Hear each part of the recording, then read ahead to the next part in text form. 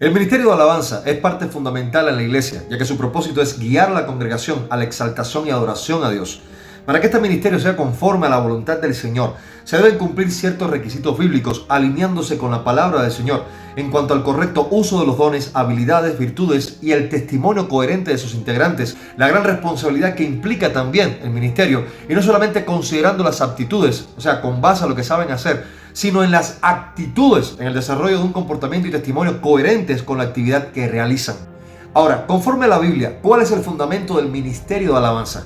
Mire, la palabra de Dios nos muestra que la alabanza y la adoración han sido esenciales en el servicio a Dios desde el Antiguo Testamento, donde los levitas estaban muy involucrados en la alabanza. En Primera de Crónicas, capítulo 15, versículo 16, David organizó a los levitas para que ministraran en la música, y dijo David a los jefes de los levitas que designaran de sus hermanos a cantores con instrumentos de música, salterios, arpas y címbalos, y alzaran la voz con alegría.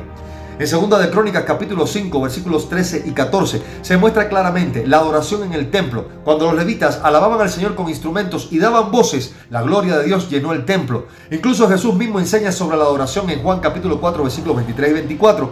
Y Jesucristo nos revela que la verdadera adoración es en espíritu y en verdad. Ahora, ¿qué requisitos bíblicos debe cumplir un ministro de alabanza? En primer lugar, tener ciertos dones y habilidades. Lo cierto es que Dios nos ha dado a cada persona dones para edificar la iglesia, 1 Corintios 12, 4 al 7. Y en el ministerio de alabanza se requieren dones tales como dones musicales, o sea, la habilidad para tocar instrumentos o cantar con excelencia, tal cual dice el Salmo 33, 3. También dones espirituales, o sea, la sensibilidad a ser guiados por el Espíritu Santo para dirigir el pueblo a la adoración, como dice 1 Corintios 14, 15. También la capacidad para enseñar. Puede ser necesario incluso instruir a otras personas en la adoración bíblica, como dice Colosenses capítulo 3, versículo 16. Ahora, un ministro de alabanza debe reflejar el carácter de Cristo y dar testimonio de su fe, desarrollando virtudes y un carácter espiritual que estén basados en la santidad y la pureza. Por lo tanto, debe vivir en obediencia a Dios, evitando la doble vida. Salmo 24, 3 y 4. En segundo lugar, ser humilde. No debe buscar su propia gloria, sino exaltar a Dios en todo tiempo y en todo lugar. Juan 3:30. En tercer lugar, tener un espíritu de servicio, que esté dispuesto a servir a la congregación y a no ser servido. Marcos 10:45. En cuarto lugar, es vivir en la unidad y en el amor de la congregación, trabajar en armonía con el equipo de servidores y la iglesia en general. Efesios 4:2 y 3. También en quinto lugar, dar testimonio y muestras de llevar una vida espiritual. Por lo tanto, un ministro de alabanza debe vivir de manera íntegra en todos los aspectos de su vida. Debe dar un testimonio dentro y fuera de la iglesia. 1 Timoteo 3:7. Debe estar comprometido con la oración y la palabra de Dios, como dice Josué 1:8. También ser disciplinado espiritual y vivir en comunión con Dios. Mateo 6:6. Mostrar fidelidad y sujeción a la autoridad de la iglesia. Hebreos 13:17. Por lo tanto, el ministerio de alabanza en sentido general debe vivir en santidad y reverencia a Dios, considerando que la adoración no es un espectáculo, sino un acto de reverencia a Dios. Un ministro de alabanza debe estar consciente de que su servicio es santo y debe hacerlo con temor de Dios, comprobando en todo tiempo lo que es agradable al Señor por medio de su palabra en la constante comunión con el Señor, como dice Efesios 5:10.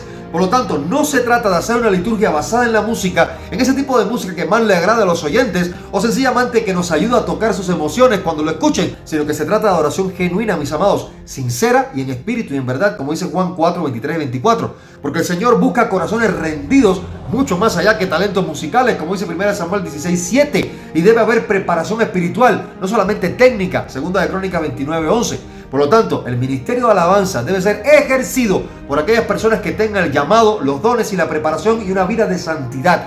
No se trata exclusivamente de cantar o tocar bien, sino de ser verdaderos adoradores que reflejen a Cristo y guíen a la iglesia a una adoración genuina en espíritu y en verdad, llevando un servicio de excelencia a Dios, no solamente técnicamente, sino confesando y declarando primordialmente la palabra de Dios con un corazón sencillo y dispuesto, apoyados no solamente en sus aptitudes para llevar a cabo la actividad, sino en desarrollar actitudes, mostrando un testimonio coherente de alguien que está realmente caminando con Cristo y viviendo para comprobar cada día lo que es agradable al Señor, para que Dios y solamente Él sea alabado, exaltado, honrado, adorado y sobre todas las cosas glorificado. Mis amados, que el Señor le bendiga.